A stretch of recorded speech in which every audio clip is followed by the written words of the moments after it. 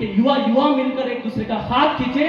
जिस दिन हाथ खींचने लग जाए एक दूसरे का, अपने आप भी युवा आगे बढ़ेगा, बहनें भी आगे बढ़ेगी, संस्थान भी आगे बढ़ेगा। एक छोटी सी कहानी जो मुझे प्रेरित करती है इस बात को लेकर, हमारी टीम को प्रेरित करती है इस बात को लेकर कि कोई बात नहीं, हमारे पास कुछ नहीं है, लेकिन वह अवसर ही आएगा, वह दिन भी आएगा जब हम गिनाएंगे एक ड्रेस नहीं थी, लोगों ने ताने मारे, लेकिन आज इतनी अपने आप में औकात रखते हैं, हर दिन ब्रांडेड शर्ट पहनकर कहीं सफलता की रास्ता लिख सकते हैं। ये बात इस सदन के माध्यम से आप सभी को मैं विश्वास दिलाऊंगा। एक छोटी सी कहानी इस प्रकार से है, जब एक किसी जंगल में आग लग रही थी, तो उस जंगल की आग के पास में एक पेड़ था जिसके ऊपर एक चिड़िया और एक कौवा बैठा था।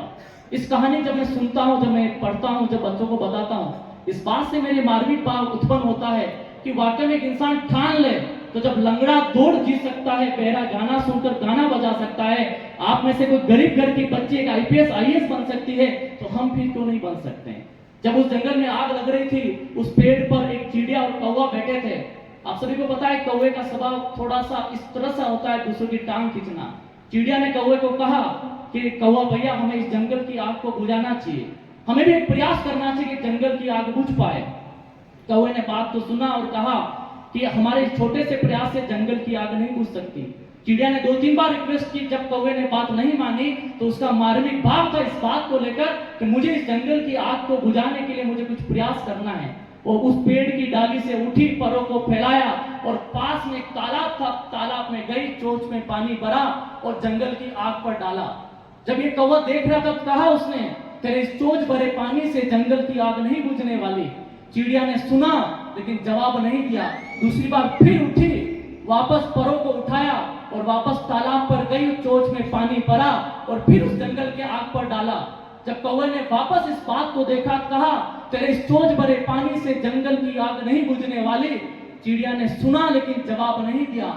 चिड़िया ये करती गई, कौवा कहता गया कि तेरे इस चोंच भरे पानी से जंगल की आग नहीं बुझने वाली। तेरे छोटे से प्रयास से कोई बड़ा परिवर्तन नहीं आने वाला।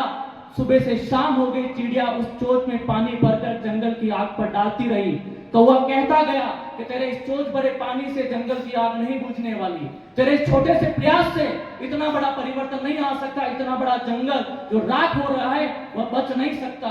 चिड़िया थकी हारी शाम को जब हवा चलती है, जंगल की आग बुझ जाती है। जब थकी हारी उस कौवे के पास आकर बैठी तो कौवे ने कहा, जब तूने पहली बार मुझे कहा कि हमें कौवा पे इस जंगल की आग को बुझाना चाहिए, तब भी मैंने तुझे मना किया।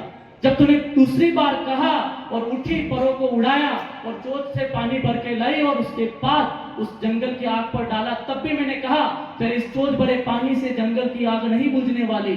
जब तू तीसरी बार उठी, मैंने कहा इस छोटे से प्रयास से इतने बड़े जंगल की आग नहीं बुझने वाली, तब भी तूने मेरी बात को नहीं सुना।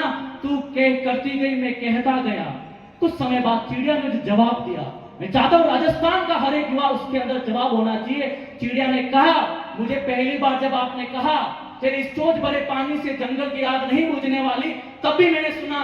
जब आपने दूसरी बार कहा तेरे इस चोंच भरे पानी से बड़ी क्रांति नहीं आ सकती, तब भी मैंने सुना। आप कहते गए, मैं सुनती गई, लेकिन मैं करती गई। लेकिन कौवा भैया, एक बात कान खोल के सुन लेना, जिस दिन इस जंगल के आग का इतिहास लिखा जाएगा, कौवा तुम्हारा नाम आग लगाने वालों में, मेरा नाम आग बुझाने वालों में आएगा।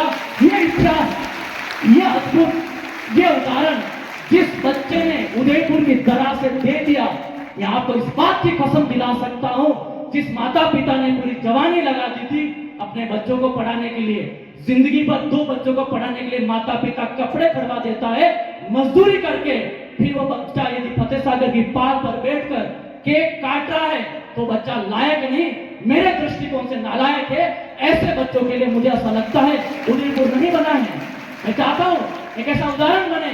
जिस तरह से पिछली बार दवेसर में एक कार्यक्रम में गया तो मुझे कहा युवाओं को मोटिवेशन के लिए क्या करना चाहिए, तब मैंने कहा था इस बात को लेकर, जब हरियाणा में जाते हैं तो हरियाणा का पूरे विश्व में नाम फेमस है, क्योंकि वहां बचपन में बच्चों को बता दिया जाता है, बेटा तेरे को बड़ा होकर पहलवान बनना, you going to take out. उस दुनिया के सबसे फेमस कहीं के पहलवान हैं तो वो हरियाणा के, क्योंकि बचपन से बता दिया जाता है बेटा तेरे को अच्छा खाना पीना है और पहलवानबाजी करनी है। अपना दृढ़ संकल्प मजबूत होता है तो इरादे छोटे लगते हैं।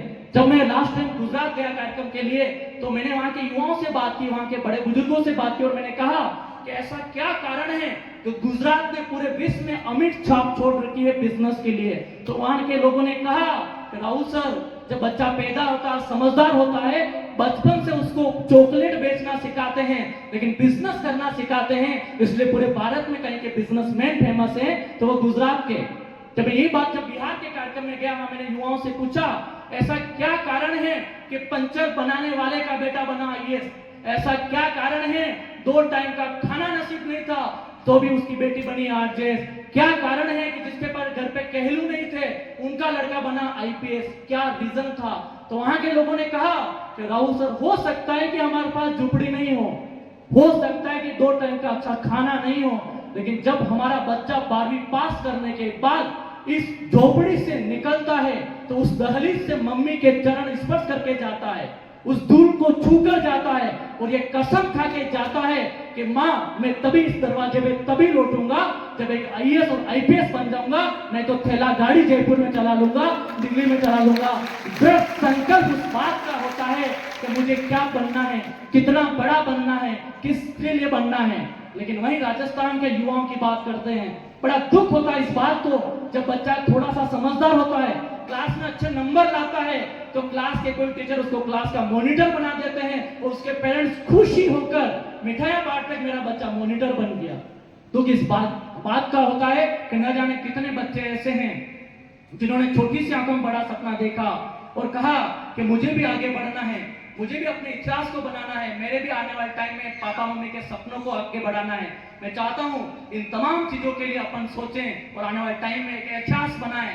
जिस तरीके से उदयपुर शहर के बच्चे कहीं कहीं जयपुर और जोधपुर जाते हैं, कहीं कहीं बाहर दिल्ली के लिए जाते हैं, समय ऐसा लाओ बच्चों, आज के साहब, doctor Mukesh Pancholi sir, Kumawat sir, GP sir, doctor बाल गोपाल जी वाणी मैडम जैसे लोग यहाँ बैठे हैं, दुर्गाराम जी जैसे लोग बैठे हैं, इनके सामने इस बात की कसम खा के जाओ, जिस तरीके से बच्चा सुबह उठने के बाद आईएएस, आईपीएस, आरएस बनने के लिए जयपुर, जोधपुर, दिल्ली जा रहा है, समय ऐसा लाओ, आप प्रूव करके दिखाओ, जयपुर, जोधपुर का बच्चा उदयपुर आए, पढ़े और आने वाले टाइम में आईएएस बने, तब मुझे लगेगा आप सभी का यहाँ आना, मेरी बात को आपके बीच में रखना दुनिया के सबसे बड़े ऐतिहासिक पलों में है।